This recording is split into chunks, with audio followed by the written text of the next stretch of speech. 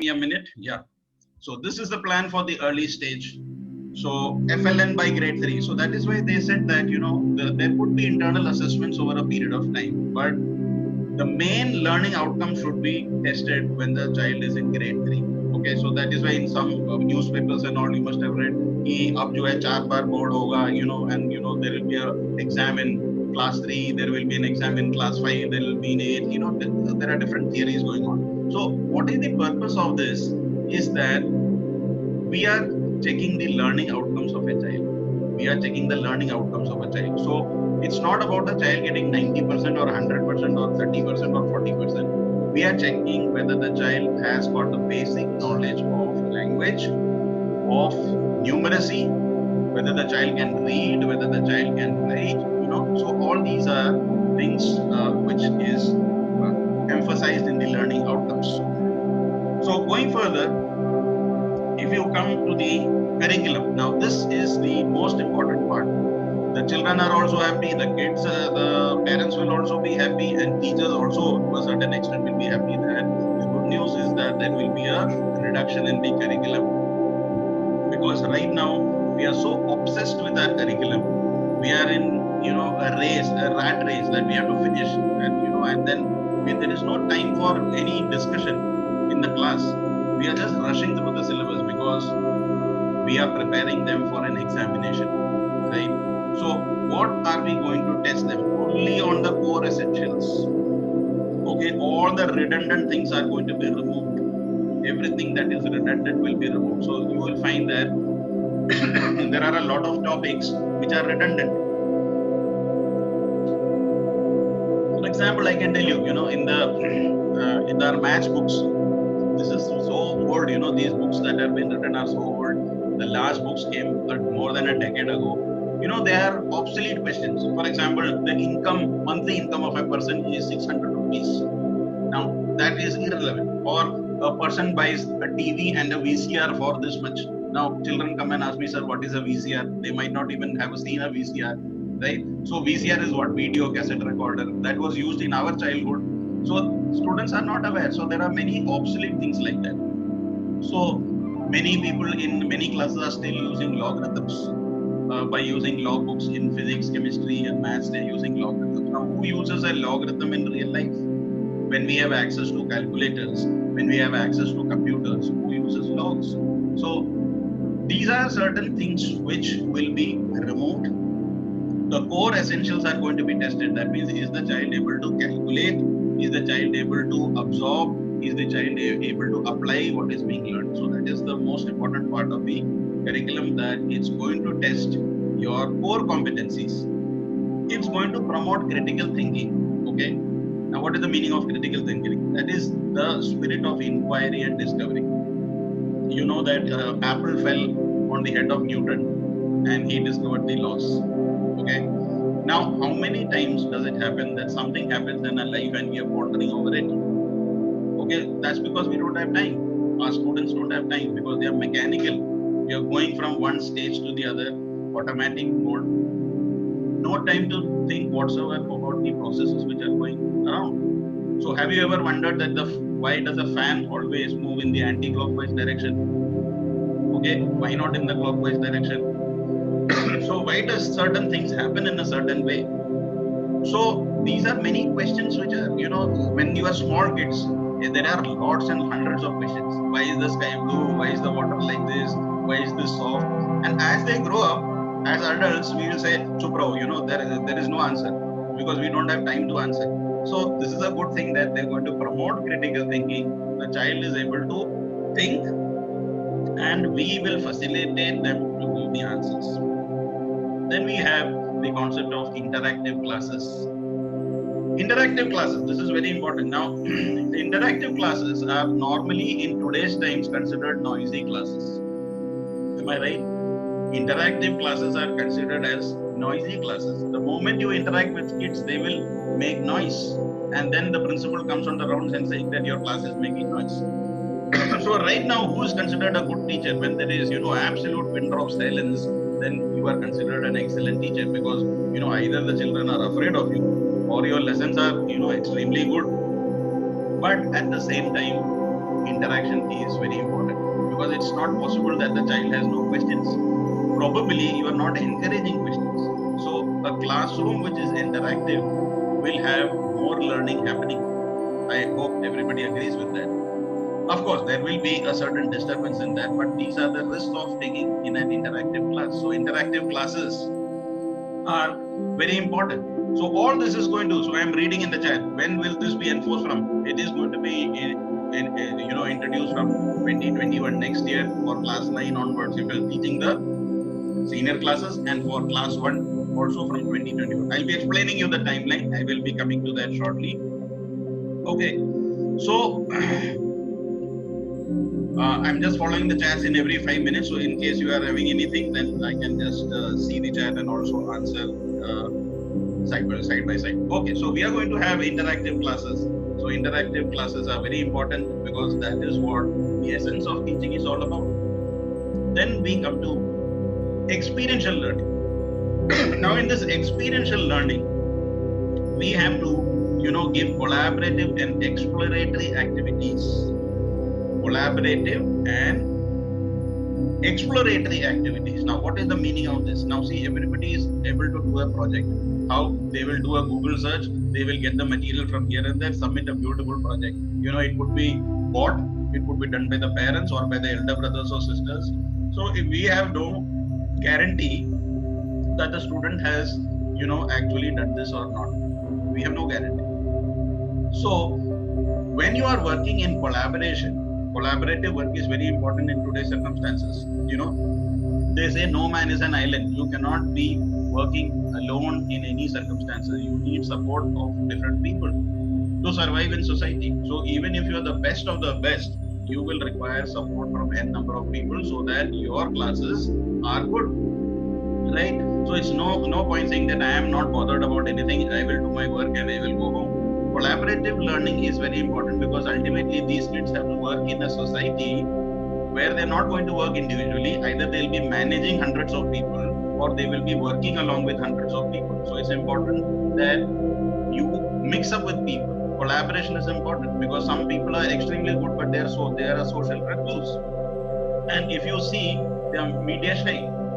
And if you are you're not active, or you are having communication problems, then you are an introvert. You may be an extremely good teacher, but then you don't get recognition either from the parents, students, or even from your colleagues. It's important that we maintain a positivity all around us. Okay, this is a teacher. The teacher is positive. When the teacher is positive, your class is positive. When your class is positive, everybody is happy. If there is no positivity around you, there is no fun element in your teaching, then what happens? The experiential quality is lost. Okay.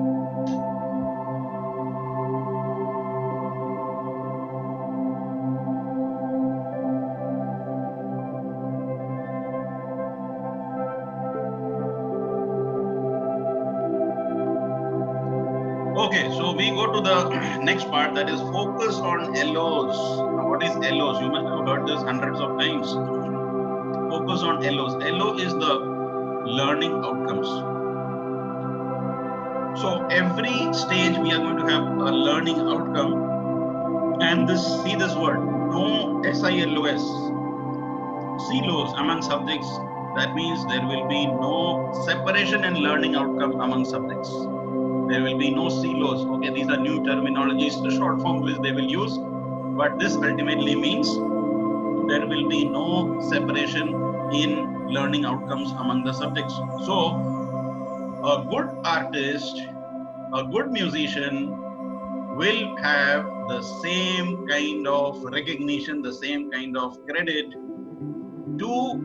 as compared to a guy who is doing good in maths and science and other subjects.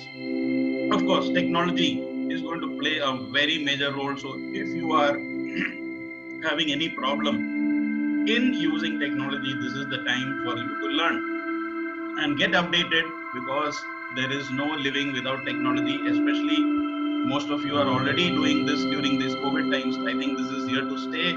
Although we may shift to schools after 1 month, 2 months, 3 months, we don't know. But at the same time, we'll have to be future ready.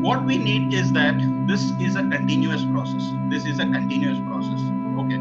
So Sarika ma'am is saying that by training do you think that 10 random days will be of help? I mean, this is just the starting, ma'am. I think the starting is also important. The journey of 1,000 miles begins with a single step. Probably when we expose them, the child will go and do more research on that. Now the child is not exposed to anything. The child will not even try to venture into it. But suppose I am given an idea about it, okay, if the child is interested. So basically, what are we doing? We are exposing children to different things so that the child knows that these are the possibilities, and we never know what is the hidden talent of a child. Probably the child can become a good architect in the future by experimenting with carpentry, by putting pieces of wood or pieces of other pieces into creative purposes. So these are all uh, part of experiential learning. As Nina said, this is part of experiential learning. Whether it actually helps or not, I really don't know, but I think it's a good beginning at least. Now it's just that not you are going to the class and you're going with your books, and where are we applying all that? Very few, maybe in few subjects, certain topics are being used, but the majority of the topics that we are taking, experiential learning is not happening at all. So this 10 days is very less, I agree, but it's a beginning. Some probably when I was a kid, and if I was exposed to some training in electricity, probably I would have studied more about electricity, how to make motors, functions, because I am using that in my school, that how to fit certain parts, how you connect wires. Right now there is always a fear. अरे ये दोनों connect हो जाएगा तो I'll get a shock. That's what our parents say कि electricity से मत खेलो. That's the job of an electrician. So don't try out all that because you don't know anything. So once we remove that fear, we know that which current is a live wire, which is a neutral wire, what is the function of a neutral wire. So this is all awareness. I think this awareness goes a big way in losing fear. We are afraid because we are unknown. Always there is a fear of the unknown. So technology, there is a fear. Why? Because we don't know how to do it. So if you are trained in technology, like Sarika ma'am, you are doing a wonderful job in training others. So once they are trained, they feel happy, they feel more confident. So even if you take a 10-day seminar or webinar, I think you will be able to teach a lot of things, and then those teachers go and experiment on their own and learn more. So I think it's a good start. Probably later they can increase, but at least this is the beginning, and I think we should appreciate that. So uh, okay, there is a question here. While we say that learning should be such that it should be utilized in a NEP, will allow that when we'll get hands-on experience. Yes, actually it has to happen because this has to be followed in the true spirit. I don't think schools will be allowed to escape as in the previous years. They'll be asking for reports. The CBSE has already started asking reports कि कुछ भी हो उसका report आप link में आप upload करो. So the report is definitely going to go that what are you going to do in the backless days, what happened, click pictures, iska bhejo. It's going to be like that. So it's definitely something different from the 35 years of rote learning that we have exposed. Okay, so I'm skipping this part.